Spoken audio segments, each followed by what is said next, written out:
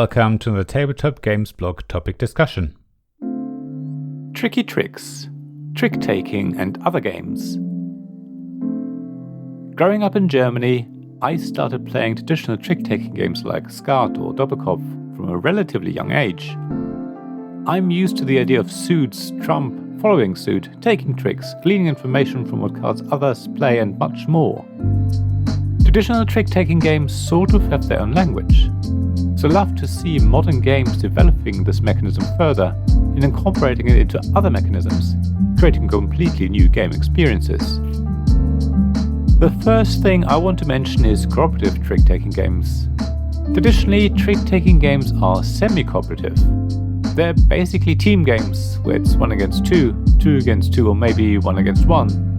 So that trick-taking games can be fully cooperative is an exciting idea for me, and meant I was able to introduce my wife to this genre of games that's so close to my heart.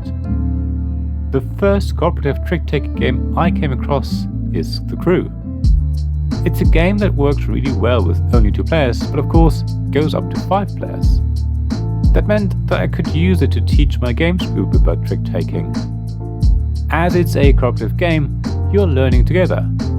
Officially, you're not allowed to talk, but for anyone who doesn't know anything about trick-taking, it makes sense to play your first few games completely openly and talk everyone through why you might want to play in a certain way. Treat them as proper learning games, and hopefully, the concepts of trump, following suit and everything else starts to make sense to everyone. Fox and the Forest Duet is another great cooperative trick-taking game. It's for exactly 2 players and adds special card powers, thereby making decisions about what cards to play when much more interesting. It also means that sometimes a bad decision can be cancelled out by a useful card. Then there is a myriad of competitive trick-taking games, of course. Many of these have a fixed player count, following the traditional approach. As I mentioned before, Skat and Tabletop are card games I grew up with, and they require exactly 3 or 4 players respectively. Vivaldi is a game that I only learned about in the last few years. It has a fixed player count of 5 and is based on a traditional Italian trick-taking game. What all of these games have in common is that you play them over several rounds, usually agreed at the beginning, but often you just decide when to finish as the day or evening goes on. Whoever has the most points at the end is the overall winner. However, even though they're ultimately competitive games, each round is played in teams. In Skat it's 1 against 2, Tabletop 2 against 2 and Vivaldi 2 against 3. While in Skat it's clear from the start who plays alone against the other 2, in Tabletop and Vivaldi nobody knows immediately who they're playing with. It only becomes clear during the game. I think there are 2 really clever ideas here that I would like to see in more modern board games. Even though there's one winner at the end, you do work together for some of the time, and for some of the game you're not sure who you're working together with, which means you have to play for yourself, but be ready to help your partner as soon as they've revealed.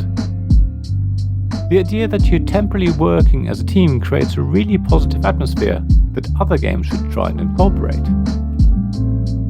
Some games add other mechanisms to trick-taking. Skulking, for example, adds a bidding phase. Everyone plays for themselves here, and it doesn't really matter if you have been dealt a really good or a really terrible hand. The most important thing is that you correctly predict how many tricks you'll be taking this round. If you get it right, you get points, even if you only won a single trick or none at all. That's a really clever twist in my view. Other games add a lot of other mechanisms, and trick-taking is just an engine that drives a much wider game experience.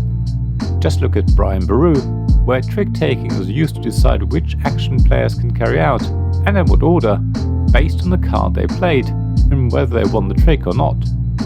It's basically action selection via trick-taking.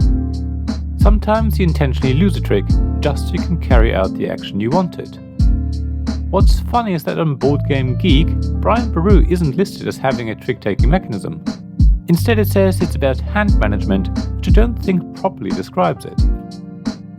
There are also games that feel like trick-taking games, but in fact they are not. Scout is an example. People think they're taking tricks when they play a better set of cards than the current set, but it's not a trick. Scout is actually a so-called ladder climbing game, because all you're really doing is trying to outbid the previous player with a better selection of cards. On the other hand, Top Trumps is actually a trick-taking game, be it a relatively simple one. You could say that by selecting a statistic from the card, you're deciding what the trump suit is, and all that matters is if other players can beat your trump card.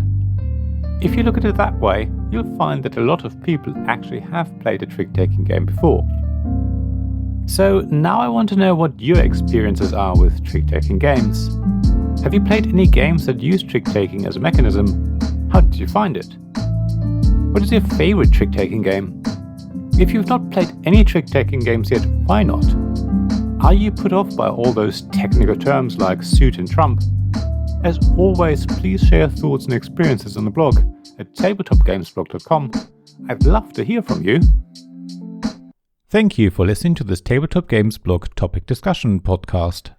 Please check the description below for links mentioned in this episode, as well as to the written version of this article on the blog. If you enjoyed this episode, please subscribe, give us some stars or leave a review.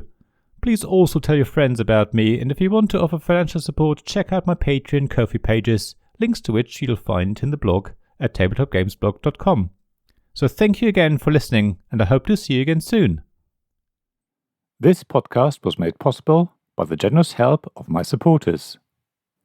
Royal Patron Sean Newman, Magic Champion John Risley, Castle Guards David Miller and James Naylor, Dice Masters Alex Bardi, Paul Grogan and Robin Kay, Shining Lights Gavin Jones, Vukasin Nizovic, Sarah Reed, Richard Simpson and Tim Vernick.